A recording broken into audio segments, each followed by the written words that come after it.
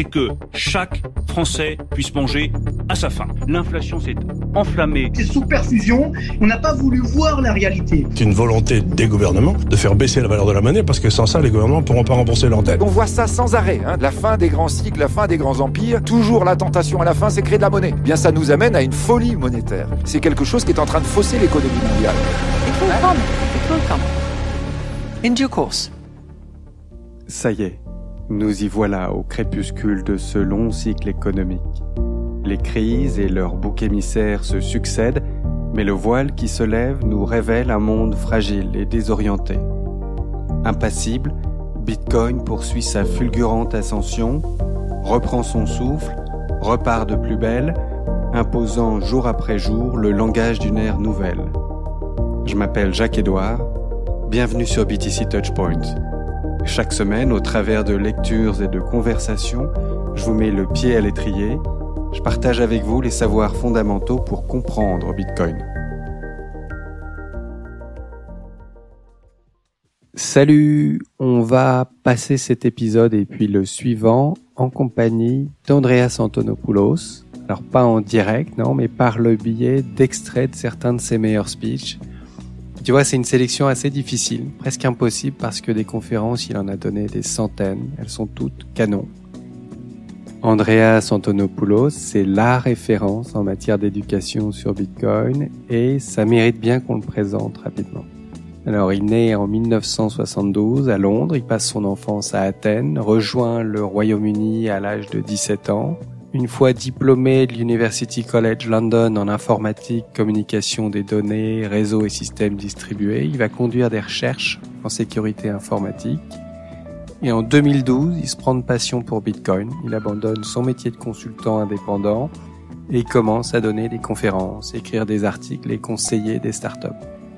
Andreas est depuis son plus jeune âge un amoureux de la techno, un bricoleur, un explorateur, pionnier d'Internet et à l'avant-garde des transformations de ce monde numérique.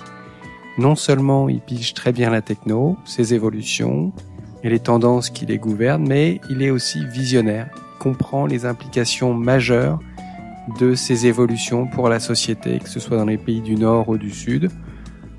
Et puis à partir de 2008, il vit et il suit de très près la crise de la dette publique grecque, et cela va stimuler encore plus l'envie de comprendre les défaillances structurelles des systèmes financiers et bancaires. Andreas, c'est un éducateur génialement doué, qui partage son savoir avec beaucoup de passion. Je lui dois en grande partie tout mon intérêt pour le Bitcoin.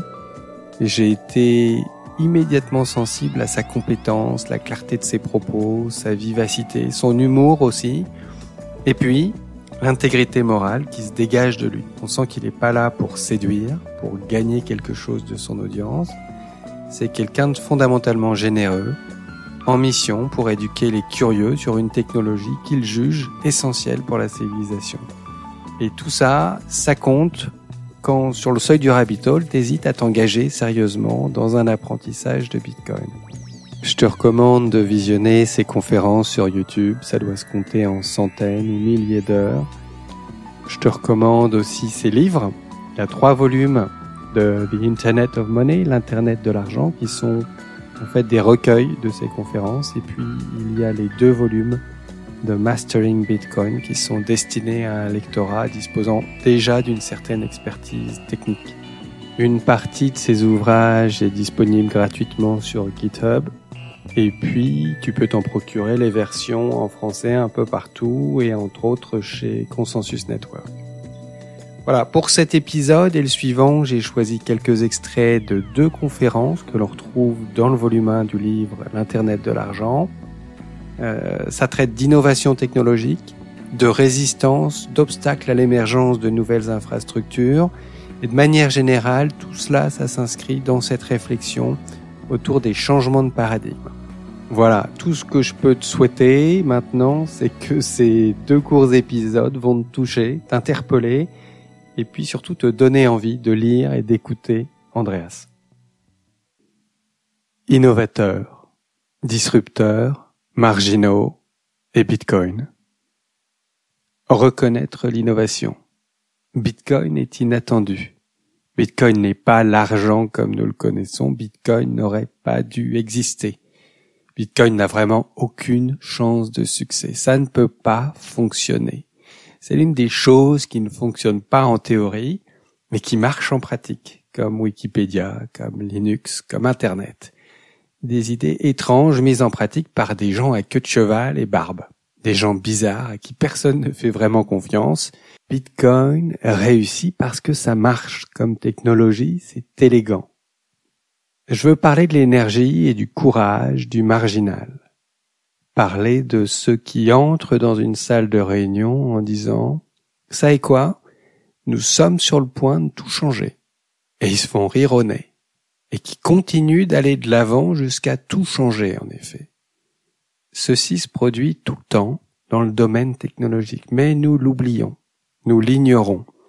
Nous réécrivons l'histoire en embellissant les choses. Les dangers de l'automobile, de l'électricité et de Bitcoin. Savez-vous ce que les médias ont dit au début de l'automobile ? Ils ont tourné les voitures en ridicule. Ils se sont moqués des voitures.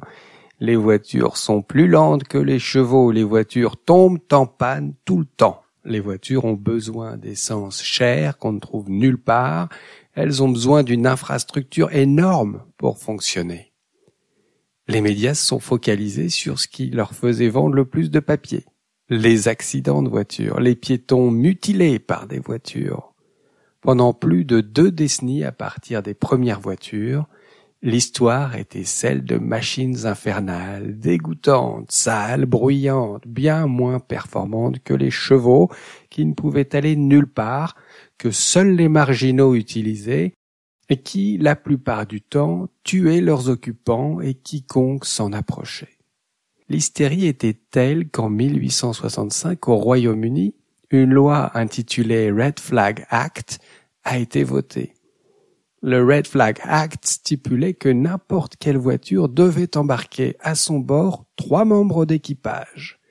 Un conducteur, un ingénieur et un signaleur.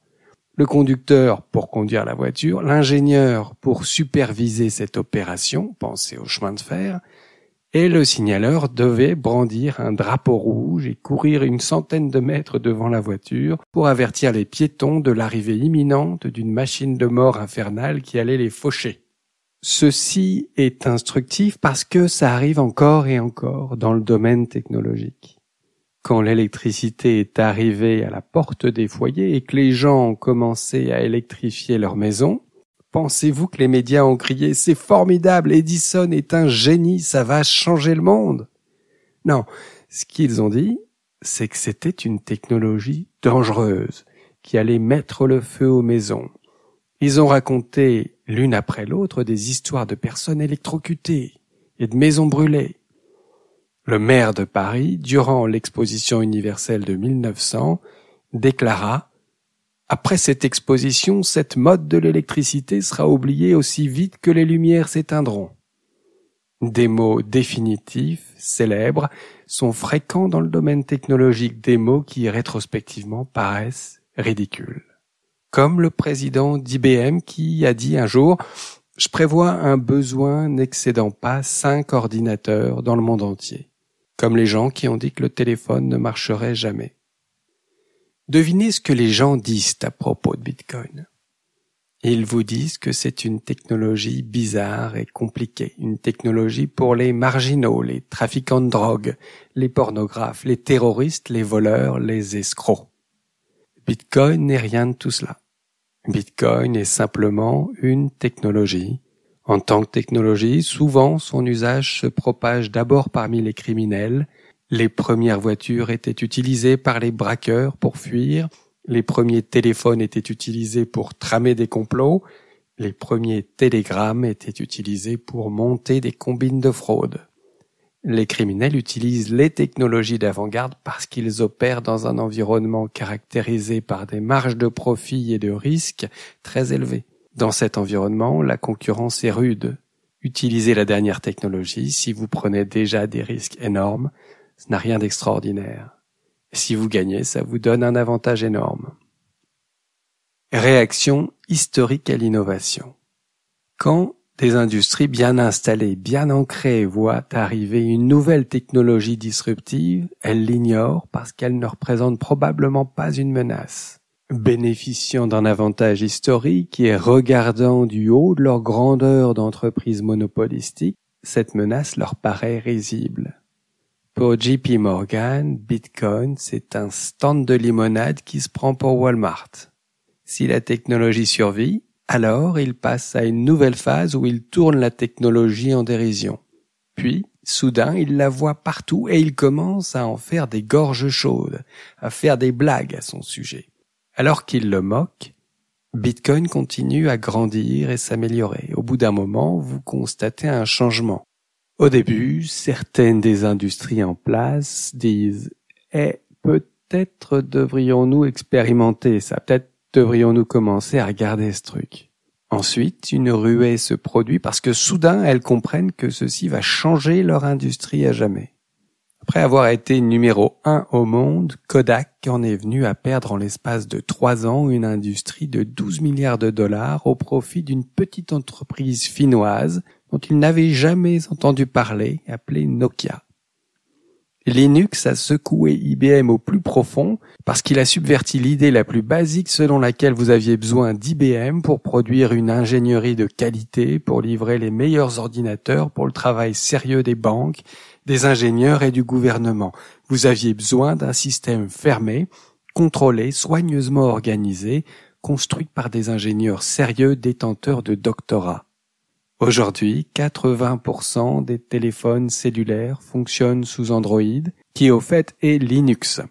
Les banques utilisent Linux, l'industrie du spectacle tourne sous Linux, les voitures que nous conduisons sont sous Linux.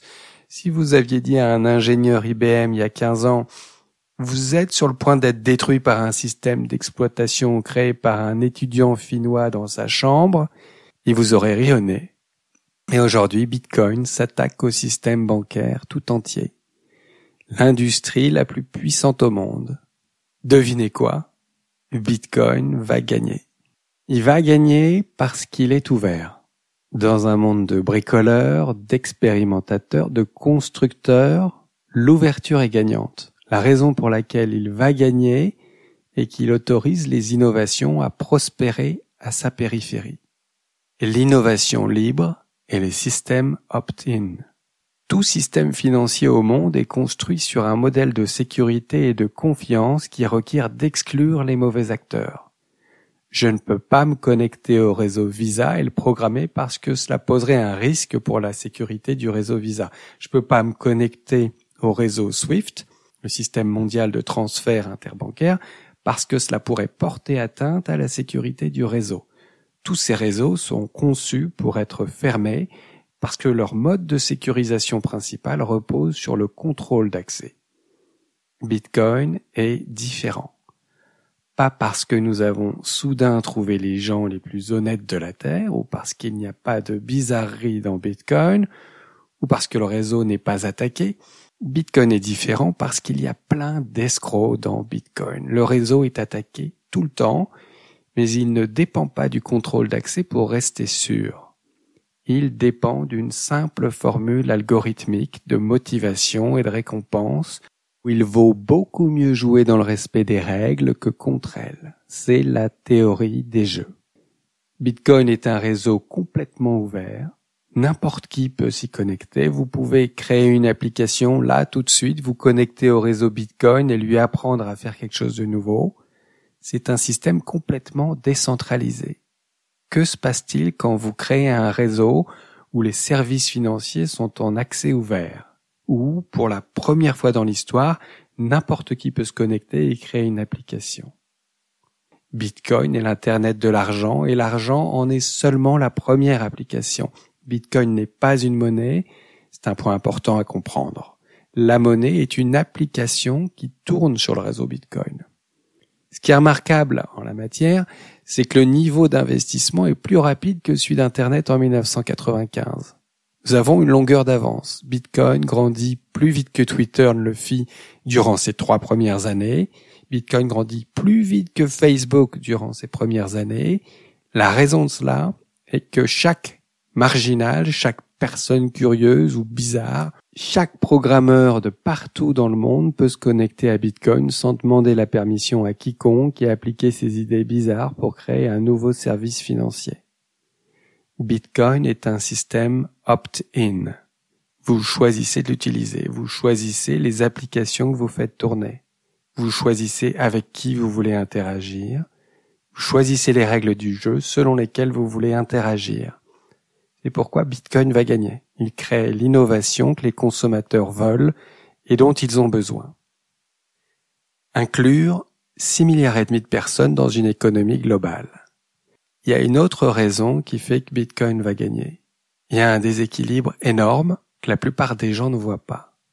Il existe 2 milliards de personnes qui n'ont aucun compte bancaire et 4 autres milliards qui ont un accès très limité à la banque. Que se passe-t-il d'après vous quand soudain vous pouvez transformer un simple téléphone pouvant émettre des messages textes connectés à un panneau solaire dans une zone rurale du Nigeria en terminal bancaire? Devient-il un terminal de dépôt Western Union? Un système de constitution de dossiers de prêt? Un marché boursier? Un outil d'IPO? Au début, rien de tout cela. Mais laissez-lui quelques années. Que se passe-t-il quand le téléphone devient une banque? Parce qu'avec Bitcoin, il peut être une banque. Que se passe-t-il quand vous connectez 6,5 milliards de personnes à une économie globale sans aucune barrière à l'entrée? Les envois d'argent impactent sur les vies dans le monde. Bitcoin n'est pas une monnaie, Bitcoin est l'Internet de l'argent. En tant que technologie, il peut apporter l'inclusion économique et l'émancipation à des milliards de personnes dans le monde. Imaginez ce qui se produit quand un jour l'un de ces migrants comprend qu'il peut envoyer de l'argent dans son pays avec Bitcoin, pas pour 15%, ni 10%, ni 5%, mais pour 5 cents de frais. Pour JP Morgan, Bitcoin, c'est un stand de limonade qui se prend pour Walmart. Je trouve ça top comme phrase, extrêmement drôle. Et c'est probablement très fidèle en fait, à l'attitude qui prévalait parmi les banquiers en 2014 lorsqu'Andreas Antonopoulos donnait cette conférence. Moi, j'étais pas encore là. Il faut bien se rappeler qu'Andreas, il a prêché la bonne parole comme ça des années durant, bien souvent dans des salles vides. C'est complètement fou. Le gars est là à te parler de ce qui va devenir l'actif financier le plus performant de l'histoire de l'humanité, la technologie la plus révolutionnaire qui soit, et la salle est désespérément vide. Il y a des enregistrements que tu peux regarder comme ça sur YouTube où tu vois il y a 3-5 personnes. Et le truc le plus incroyable, c'est qu'aujourd'hui encore, on est encore hyper tôt dans le processus d'adoption, de monétisation de Bitcoin. À chaque cycle, maintenant, les gens se ruent sur un marché crypto qui est super hypé à coup de marketing bling bling. L'essentiel des gens passe complètement à côté du seul truc qui compte vraiment, qui nous fait une promesse assez simple, 21 millions, c'est tout, et qui la tient depuis près de 15 ans. Cette promesse que personne n'a jamais été en mesure de faire et encore moins de tenir. Donc, si tu commences à trouver ça intéressant, Bitcoin, ou si déjà tu en connais un paquet, mais que t'as pas eu l'occasion, pas pris le temps de lire ou d'écouter Antonopoulos, vas-y, fais-toi plaisir, retourne à la source, l'Internet de l'argent, The Internet of Money, ce premier recueil de conférences, c'est la base, c'est un des grands fondamentaux à lire, à visionner. Il y a chez Antonopoulos un tel niveau de compétence, de conviction et de dévouement à la tâche. Et puis il y a cet humour omniprésent qui fait qu'on apprend des tonnes de trucs et qu'on se surprend à s'éclater de rire à 2h du mat en binge-watching sur son laptop. Voilà. Dans tous les cas, on se retrouve très vite, puisque je prévois un deuxième épisode avec Andreas, toujours dans la même veine, même type de sujet. Un régal. Allez, salut, à bientôt.